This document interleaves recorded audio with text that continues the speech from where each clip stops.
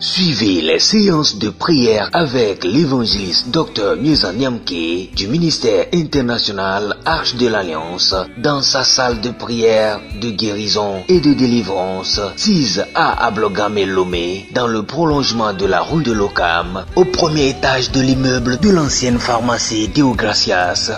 Viens à Jésus. Il est unique et il est résolu. La paix se trouve uniquement en Jésus. La grâce se trouve uniquement en Jésus. Le bonheur se trouve uniquement en Jésus. En dehors de Jésus, il n'y a pas la stabilité, il n'y a pas la sécurité, il n'y a pas la paix. Il est le point central. Ces séances de prière se déroulent les dimanches de 16h à 18h, les mercredis de midi à 16h, les jeudis de 16h à 18h et les lundis assistez à la prière de guérison de 18h à 20h. Pour vos différents requêtes de prière, de guérison et de délivrance, retrouvez-nous sur WhatsApp ou en ligne directe sur le 00228 96 80 21 85 ou sur le site web www.drmiezan.org. Que le Seigneur vous bénisse ce matin ou selon vos ondes d'écoute. J'ai parlé le livre d'Esther. Le thème, c'est le code prophétique de la fin des temps. Le code prophétique de la fin des temps dans le livre d'Esther, qui nous montre réellement que l'Église de Jésus sera préservée de la destruction ou bien l'extermination à la fin du temps. L'Église sera préservée. Donc, j'ai intitulé même le code prophétique de la fin des temps dans le livre d'Esther. Et c'est un livre qui, en réalité, quand tu parcours tout le livre, ne mentionne même pas, il n'y a aucun pas, on voit le nom de Dieu dedans, mentionné. Donc souvent, les théologiens, certains se posaient la question, pourquoi c'était inclus dans les canons. Mais Dieu les a donné l'inspiration de l'inclure. Et effectivement, lorsque nous lisons, on voit des codes prophétiques qui montrent de la fin des temps, Et ceux qui auront le temps, ils peuvent parcourir, j'ai dit, c'est résumé dans Esther chapitre 2, chapitre 3, chapitre 7 et chapitre 9. Et j'ai fait en résumé tous les chapitres même. La Bible nous parle d'Esther, et Esther apparut dans la Bible comme une femme d'une grande valeur, puis de piété et de caractère. Une femme de foi, de sagesse, de courage, de sa patriotisme et sa prudence, ainsi que sa résolution. Esther était fidèle et obéissant vis-à-vis de son oncle Mardochée. Esther était un juif qui vivait à Perse dans la ville du Sud. Comme le livre d'Esther nous fait comprendre que Esther, ses parents étaient des juifs, que durant le temps de Nebuchadnezzar, les affaires venaient durant que le roi babylonien avait siégé Israël et ils étaient emportés en Babylone. Et ce n'est pas par leur propre force, mais ils étaient obligés. Ses ancêtres, ses parents étaient obligés pour partir dans cet endroit-là.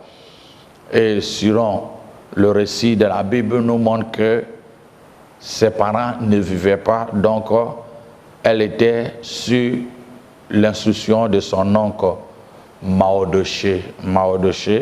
il y a certaines, comme on appelle, versions qui parlent de son cousin, mais je ne vais pas aller là pour expliquer pourquoi certaines versions disent ceci. Mais ce que j'ai à confirmer est que c'est son oncle Mardochée qui a élevé. Durant la période où Esther était sur le tutelle de son oncle Mardochée, c'était les Mèdes et les Perses qui ont finalement dominé le Babylone, et Nebuchadnezzar n'existait plus à son temps. Donc c'était le roi des Perses qui s'appelle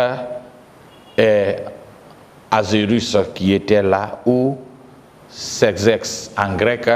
Souvent dans la Bible tu vois Azérus ou soit Sexex, c'est des mêmes noms.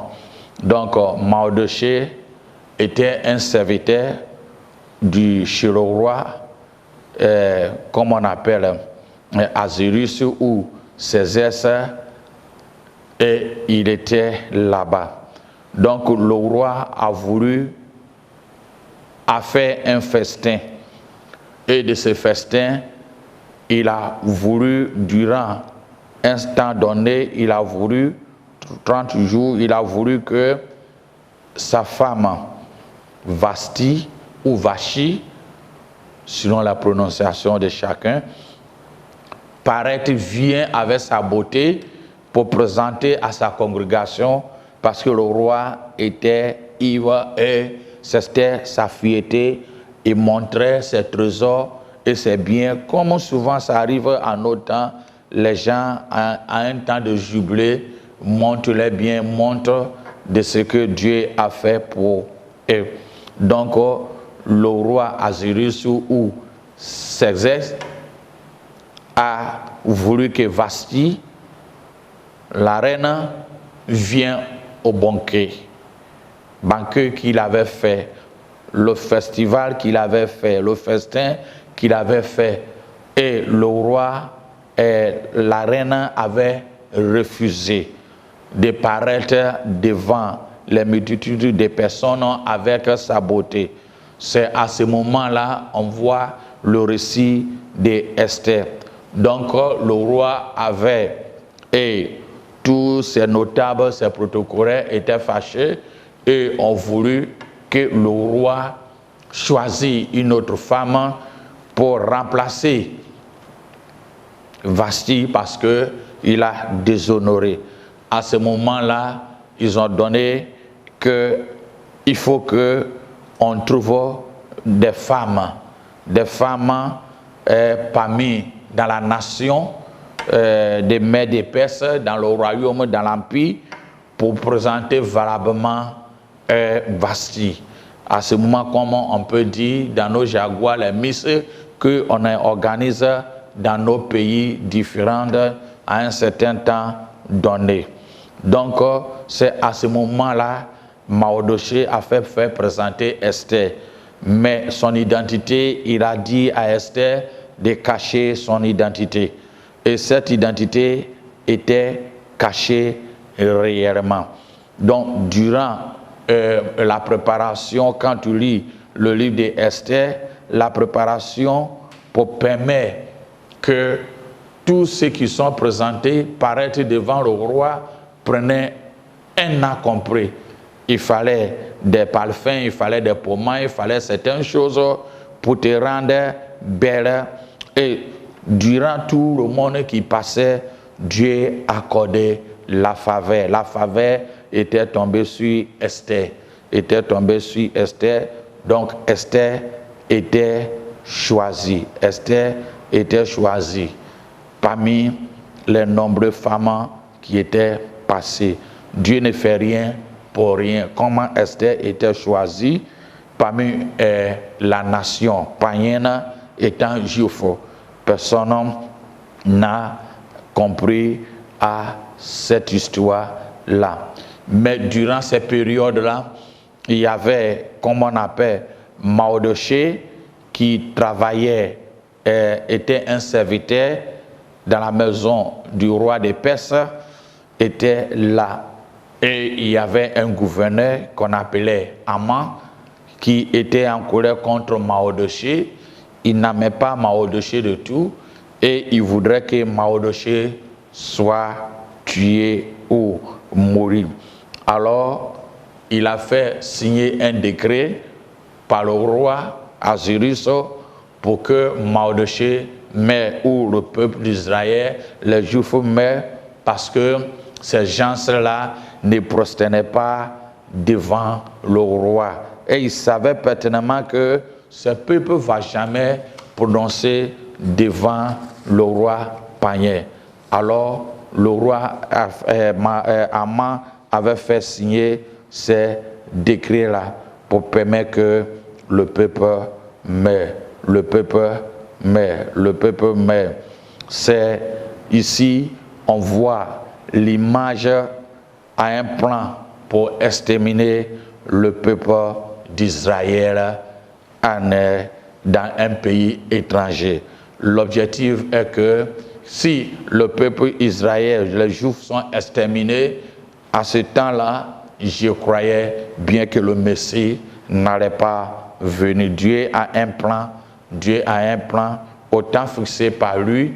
Il voyait ce qui allait arriver et Esther était nommée comme la reine des Mèdes et Perses. Donc, comment Haman avait fermé ce complot pour que le roi signe, et le roi avait signé ses décrets, les résolutions pour permettre qu'on puisse exterminer ce peuple-là. Durant ces périodes-là, que Mardochée avait appelé Esther en lui donnant tout le contenu qui était arrivé, qui est complot qui était formé, non seulement à tuer lui Mardochée, mais à tuer tout le peuple juif à son temps qui vivait en Mède et Perse.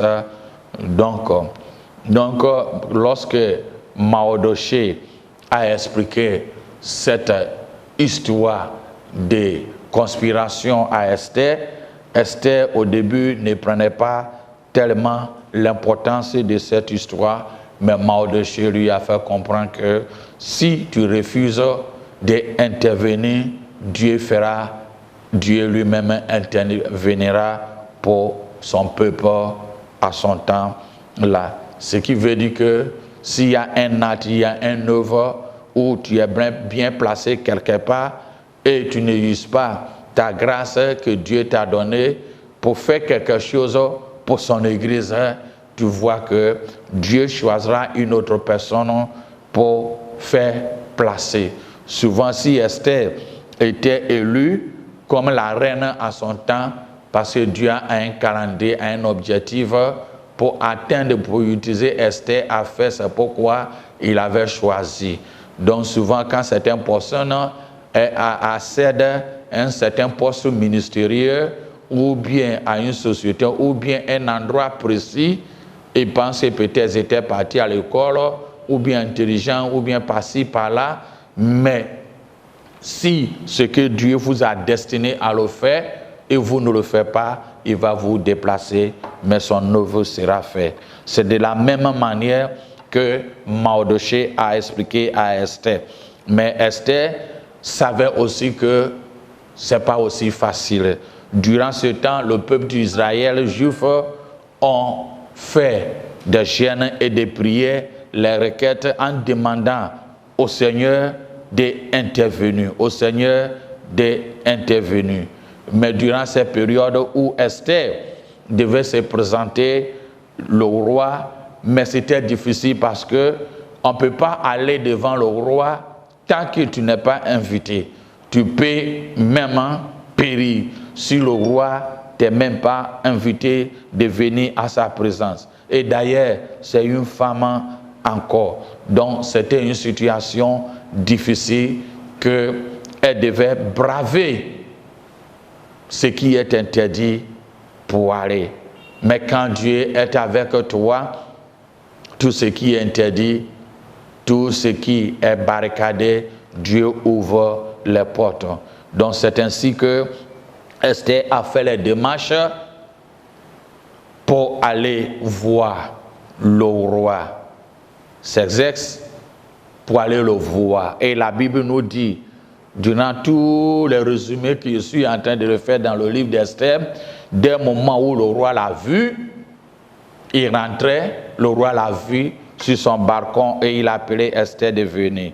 Et lorsque Esther était partie, elle a demandé au roi qu'elle voulait faire un festin, une invitation, et de cette invitation, elle voulait que le roi lui-même vienne et Haman aussi soit là. Il y a plusieurs informations dedans, mais je suis en train de donner les grandes lignes. Et Haman vient. Et lorsque ce jour où Esther avait fixé que Haman soit là, le roi soit là, à ce moment-là, c'est à ce moment-là, le roi Esther a commencé à expliquer ce que Haman, le gouvernant, avait conspiré pour exterminer le peuple juif, y compris Mardochée.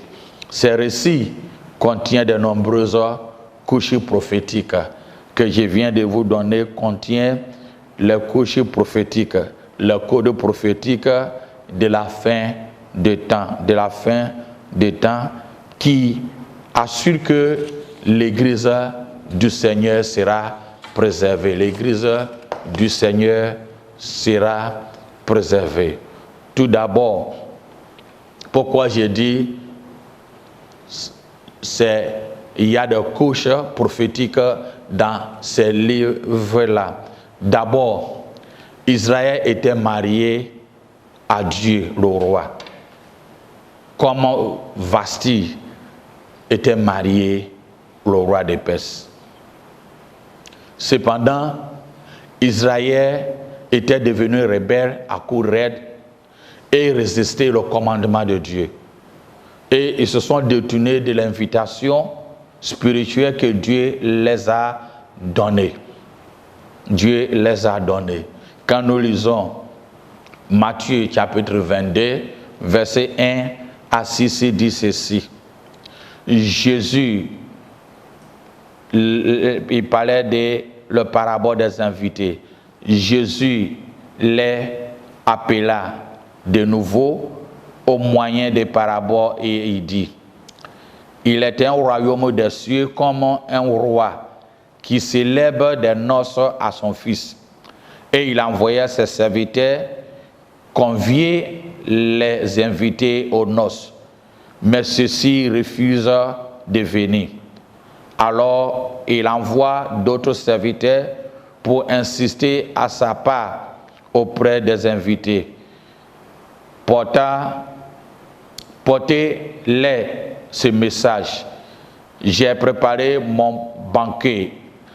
J'ai fait tuer mes jeunes taureaux et mes plus belles bêtes. Et tout est prêt. Venez donc aux noces. Mais les invités restaient indifférents et s'en vont. L'un à son champ et l'autre à ses services. Les autres s'emparaient des serviteurs et les maltraitaient et les tuaient. Alors le roi s'est mis en colère. Il envoie ses troupeaux exterminer ses assassins et les mettre au feu à les villes. Ensuite, il dit à ses serviteurs, le repas des noces est prêt, mais les invités n'étaient pas dignes. Allez donc au carrefour des chemins et invitez au festin tout ce que vous trouvez. Alors les serviteurs s'en vont par les routes et rassemblent tout ce qui raconte méchant et bon, de telle sorte que la salle de noces soit bonne. Remarquez ici comment j'avais dit et j'ai dit, Vasti était rejeté à l'invitation au banquet à la 3e année du roi. à la 3e année du roi. Vasti, et j'ai dit Vasti représente le peuple Israël. Dieu est venu pour les siens, mais les siens l'ont rejeté. Voici le message que je viens de lire. Vasti a rejeté l'invitation du roi. Et quand nous lisons Luc 13, verset 7 à 9, il nous fait comprendre que au cours de la 3e année du ministère, Jésus a raconté de l'opposition. Jésus a raconté de l'opposition. Jésus a raconté de l'opposition. La 3e année, Jésus a raconté de l'opposition. Au 3e jour, le noces, Jésus a raconté d'opposition. Et quand nous voyons Esther dans Jérémie chapitre 3 verset 8 et chapitre Ésaïe 50 verset 1, on voit l'incrédulité du peuple d'Israël qui avait abandonné Dieu. Israël avait rejeté le choix d'une épouse que Dieu a préparée à Jésus-Christ. Alors Dieu a dit, allez-y et cherchez à qui vous voulez pour les noces. C'est ainsi aussi que le roi versus Ahasuérus ou ses ex a dit, Vasti est divorcée, cherchez-moi dans la nation à qui sera me présenté. Le peuple d'Israël a présenté, a laissé le chemin de Dieu et a désobéi à l'Éternel. Dieu a choisi son église. L'église qui comprend, qui compose des païens, qui compose toute une nation qui ne sont pas des juifs, mélange pour faire l'épouse de son Fils qui est notre Seigneur Jésus-Christ. Et quand le roi demandait une vierge à se paraître devant ses festins, on cherchait des vierges, des femmes vierges. L'église du Seigneur, le Seigneur lui-même, le roi, cherche une église pieuse, vierge. Et quand nous lisons de Corinthiens 11, il dit, je suis jaloux de vous d'une jalousie de Dieu, parce que je vous ai fiancé à l'époux pour vous présenter à Christ comme une vierge pure. Esther était présentée comme une vierge fiancée au roi. L'Église est présentée comme Esther. Esther ne fait pas partie des Mèdes et des Perses. C'était une nation qui ne méritait pas, mais il était. Nous les païens, nous ne méritons pas d'être épouses de Christ, mais nous avons reçu. Esther vient dans les tribus de Benjamin, qui signifie fils de ma mère droite. Et quand nous lisons Hébreux 10, verset 12, il nous fait comprendre que Christ était exalté dans le ciel et aujourd'hui elle est assise à la droite de Dieu. Alléluia. Elle est assise à la droite de Dieu. Mais quand nous voyons Aman qui a conspiré cette conspiration, Aman représente le Antichrist. Aman représente le Antichrist qui cherchait à exterminer le peuple d'Israël. Et voici, aux noces, quand tout était exposé, Aman et avec ses 10 fils a été dévoilé et ce complot a été exterminé. Quand nous voyons à la fin des derniers temps le Antichrist avec ses 10 confédérations sera exterminé, Alors, Vasti a rejeté le banquet ou la noce, Israël avait rejeté. L'Esther représente l'Église du Seigneur, étranger du corps de Christ, mais de grâce, on nous a fait épouse. Esther était une épouse vierge et Christ veut une église vierge. L'Esther représente une épouse vierge, Christ veut une église pure et vierge.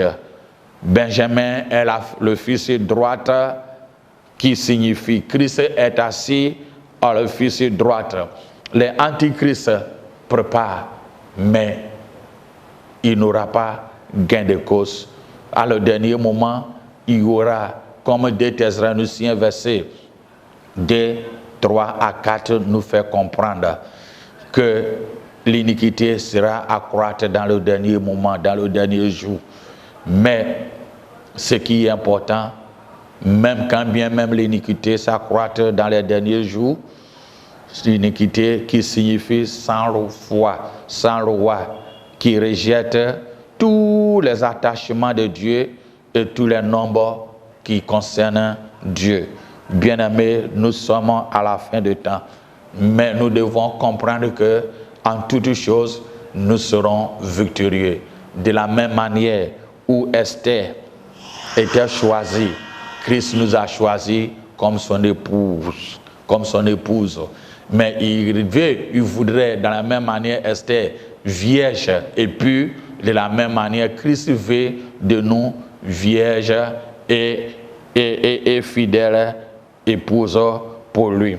De la même manière, Aman et ses 10 enfants étaient exterminés avec les conspirations, de la même manière que toutes les conspirations qui seront faites à nous sera brisée. Dieu est avec nous. Et Dieu sera avec nous.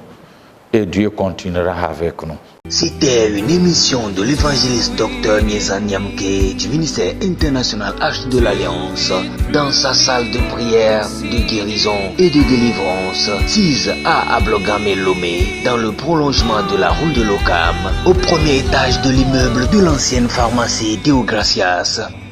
Celui qui demeure l'abri du Très-Haut repose à l'ombre de Tout-Puissant. Il est le Dieu qui ne permettra pas que ton pied chancelle. Et devant toi, tu verras l'attribution des méchants. Ces séances de prière se déroulent les dimanches de 16h à 18h, les mercredis de midi à 16h, les jeudis de 16h à 18h et les lundis, assistez à la prière de guérison de 18h à 20h. Pour vos différents requêtes de prière, de guérison et de délivrance, retrouvez-nous sur WhatsApp ou en ligne directe sur le 00228 96 80 21 85 ou sur le site web www.drmiezan.org.